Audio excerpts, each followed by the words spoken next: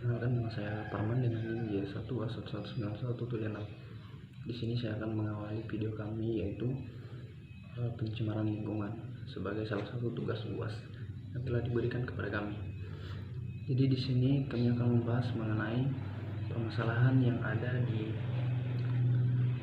wilayah pesisir, yaitu pencemaran lingkungan.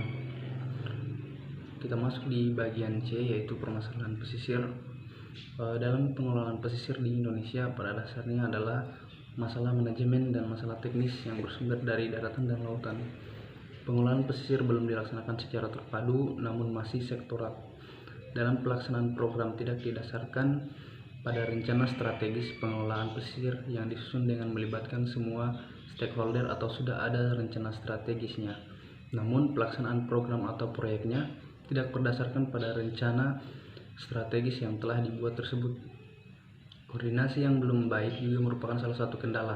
Beberapa daerah belum membentuk tim teknis pengelolaan pesisir terpadu, sehingga koordinator atau leading sektor yang menangani pengelolaan pesisir dan laut tidak jelas.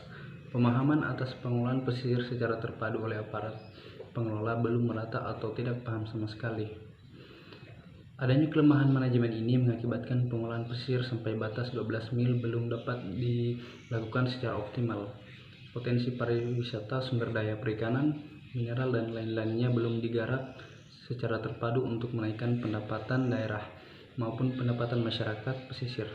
Di lain pihak, mutu lingkungan pesisir dan laut makin cenderung menurun dari tahun ke tahun. Lantas, apa yang menyebabkan wilayah pesisir mengalami pencemaran lingkungan? Yang pertama itu ada bahan pencemar lingkungan wilayah pesisir. Kita ketahui bahwa laut menerima aliran dari sungai yang mengandung zat pencemar. Selain itu, beberapa kegiatan sering membuang limbah langsung ke laut, bahkan ada yang secara ilegal. Dengan demikian, seakan-akan laut menjadi tempat sampah yang sangat besar. Beberapa bahan pencemar yang berasosiasi dengan lingkungan laut antara lain, yang pertama itu ada patogen, yang kedua sedimen, limbah padat, yang ketiga ada panas, material anorganik beracun, material organik beracun, minyak, kemudian ada nutrien, bahan radioaktif, oksigen demans material, ada material asam basa, dan yang terakhir material yang merusak estetika. Pada daerah tertentu, suatu bahan pencemar dapat menjadi lebih berisiko dibanding bahan pencemar lain, sedangkan pada daerah lainnya dapat terjadi hal yang sebaliknya. Kemudian yang kedua, sumber pencemaran dan kerusakan lingkungan wilayah pesisir. Berdasarkan pasal 1/2 Peraturan Pemerintah Nomor 19 tentang pengendalian pencemaran, disebutkan bahwa pencemaran laut adalah masuk atau dimasukkannya makhluk hidup, zat, energi, atau komponen lain ke dalam lingkungan karena aktivitas manusia, sehingga kualitasnya turun sampai ke tingkat tertentu yang menyebabkan lingkungan laut tidak sesuai lagi dengan baku mutu dan atau fungsinya. Dalam perspektif global, pencemaran lingkungan pesisir dan laut dapat diakibatkan oleh limbah buangan, kegiatan atau aktivitas di daratan, maupun kegiatan atau aktivitas di lautan. Kontaminasi lingkungan laut akibat pencemaran dapat dibagi atas kontaminasi secara fisik dan secara kimiawi. Itu yang dapat saya sampaikan. Terima kasih. Assalamualaikum warahmatullahi wabarakatuh. Assalamualaikum warahmatullahi wabarakatuh. Perkenalkan, nama saya Ahmad Hilal Adzan dengan NIM J1A11922. Di sini saya akan melanjutkan materi dari teman saya sebelumnya. Untuk mengefisienkan waktu, langsung saja. Yang materi selanjutnya yaitu analisis permasalahan. Kerusakan lingkungan di wilayah pesisir dapat dibagi menjadi strategi pengelolaan dan strategi pengendalian serta program pemantauan lingkungan pesisir. Yang pertama yaitu sistem atau strategi pengelolaan.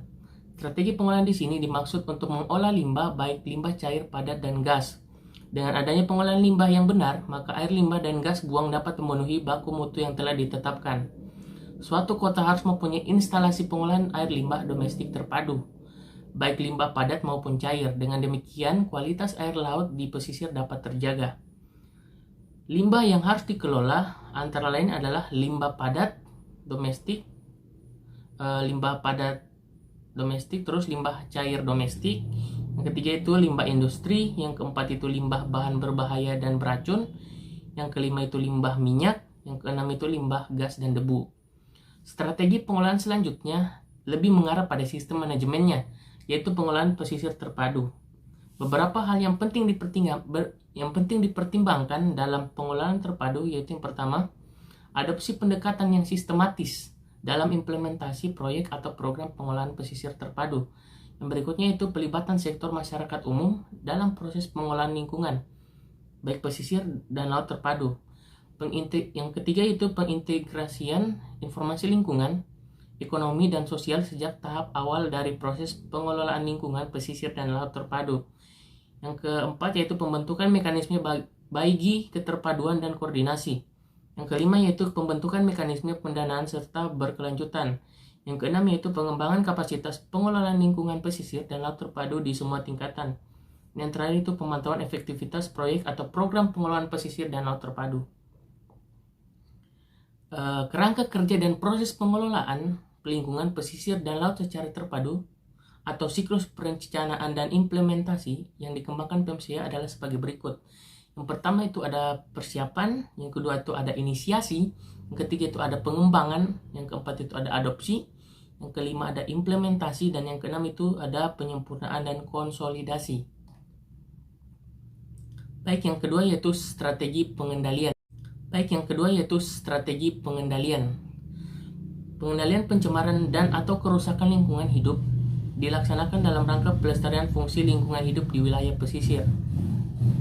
Pengendalian pencemaran dan atau kerusakan lingkungan hidup sebagaimana dimaksud pada ayat 1 meliputi yang pertama itu pencegahan, yang kedua itu penanggulangan, dan yang ketiga itu pemulihan yang tertera dalam pasal 13 ayat 2 Undang-Undang Nomor 32 Tahun 2009 tentang perlindungan dan pengelolaan lingkungan hidup.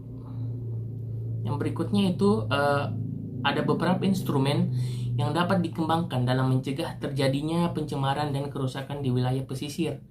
Menurut pasal 14 Undang-Undang Nomor 32 Tahun 2009 tentang perlindungan dan pengelolaan lingkungan hidup, instrumen pencegahan pencemaran dan atau kerusakan lingkungan hidup terdiri atas yang pertama, kajian lingkungan hidup strategis atau KLHS, yang kedua yaitu tata ruang, berikutnya itu baku mutu lingkungan hidup, yang keempat itu kriteria baku kerusakan lingkungan hidup, yang kelima AMDAL, yang keenam UKL dan UPL, yang ketujuh perizinan, yang kedelapan instrumen ekonomi lingkungan hidup, yang kesembilan peraturan perundang-undangan berbasis lingkungan hidup, yang ke-10 anggaran berbasis lingkungan hidup, yang ke-11 analisis risiko lingkungan hidup, yang ke-12 audit lingkungan hidup, dan yang terakhir instrumen lain sesuai dengan kebutuhan dan atau perkembangan ilmu pengetahuan. Baik, untuk yang ketiga yaitu program pemantauan pesisir. Pemantauan dapat dilaksanakan dengan fokus dan sasaran, antara lain terhadap yang pertama kualitas buangan atau effluent atau emission dan lingkungannya, baik itu air, sungai, dan laut. Yang kedua yaitu penataan hukum dan peraturan. Yang ketiga itu dampak dari limbah buangan. Yang keempat itu abrasi dan akresi di wilayah pantai. Yang kelima itu penurunan tanah dan kenaikan muka air laut di wilayah pesisir. Yang keenam itu daya dukung lingkungan, dan yang ketujuh itu model perubahan lingkungan. Hasil pemantauan lingkungan pesisir digunakan untuk menyusun status mutu kualitas pesisir dan pengambilan kebijakan pengendalian pencemaran dan kerusakan lingkungan hidup di wilayah pesisir. Selain itu dapat digunakan sebagai bahan masukan untuk perbaikan program pada tahun berikutnya. Baik, sekian dari saya. Wassalamualaikum warahmatullahi wabarakatuh. Oke, baik. Terima kasih. Terlebih dahulu perkenalkan, saya atas nama Gamsir dengan NIM J1A119253. Pada kesempatan kali ini saya akan membahas mengenai saran, langkah, tindak untuk peningkatan pelaksanaan, pengendalian, pencemaran, dan kerusakan lingkungan di wilayah pesisir. Mengingat di beberapa daerah telah banyak terjadi pencemaran dan perusakan lingkungan di wilayah pesisir, maka beberapa langkah nyata yang dapat dilaksanakan untuk memperkecil terjadinya perusakan dan pencemaran wilayah pesisir adalah sebagai berikut. Yang pertama, gunakan pendekatan secara sistematis dan bertahap dalam mengembangkan dan mengimplementasikan program. Yang kedua, gunakan prinsip-prinsip pengolahan pesisir dan laut terpadu dan prinsip Good Environmental Governance dalam mengimplementasikan program dan proyek. Yang ketiga, laksanakan tahap-tahap dan pengolahan pesisir dan laut secara terpadu dengan menyesuaikan keadaan situasi dan kondisi setempat. Yang keempat, libatkan masyarakat, ilmuwan, pengusaha, dan stakeholder lainnya dalam proses pelaksanaan program. Yang keenam, integrasikan informasi lingkungan, teknologi, ekonomi, dan sosial sejak awal dalam suatu proses pelaksanaan program. Yang ketujuh, ciptakan mekanisme keuangan yang berkesinambungan untuk mendukung program pengendalian pencemaran dan kerusakan di wilayah pesisir. Yang kedelapan, kembangkan kemampuan sumber daya manusia dalam pelaksanaan program pada semua tingkat pemerintah. Yang kesembilan, pantau efektivitas program dan proyek. Yang ke-10, gunakan hasil evaluasi pelaksanaan program untuk perbaikan atau penyempurnaan pelaksanaan program tahun berikutnya dalam artian berkesinambungan dan berkelanjutan. Yang terakhir atau yang ke-11, mengikuti atau masuk dalam program bangun pria lingkungan dikelola oleh Kementerian Lingkungan Hidup. Baik, itu saja. Saya ucapkan terima kasih.